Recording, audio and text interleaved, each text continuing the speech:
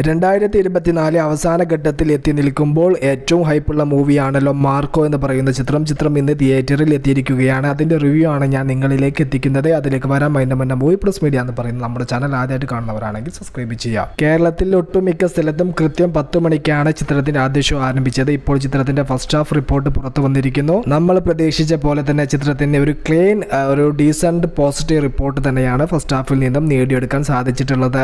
ആക്ഷനും വയലൻസ് എല്ലാം നിറഞ്ഞ ചിത്രത്തിന്റെ BGM ഒരു മുതൽക്കൂട്ടാണ് എന്നാണ് കണ്ട പ്രേക്ഷകർ ഈ ഒരു സിനിമയെ കുറിച്ച് അഭിപ്രായപ്പെട്ടിരിക്കുന്നത്. അനീഫ് അദ്വാനി സംവിധാനം ചെയ്യുന്ന ചിത്രം നിർമ്മിച്ചിരിക്കുന്നത് ഷെരീഫ് മുഹമ്മദാണ്. രവി ബസറൂർ ആണ് ചിത്രത്തിന്റെ മ്യൂസിക്കും ബാക്ക്ഗ്രൗണ്ട് മ്യൂസിക്കും കൈകാര്യം ചെയ്തിരിക്കുന്നത്. കബീർ ദുവാൻ സിംഗ്, ആൻസൺ പോള്, ജഗദീഷ്, സിദ്ദീഖ് അങ്ങനെ ഒരു വലിയ താരത്തിൽ നിര തന്നെ ഉണ്ണിമുകുന്ദന്റെ കൂടെ ചിത്രത്തിൽ അണിനിരക്കുന്നു.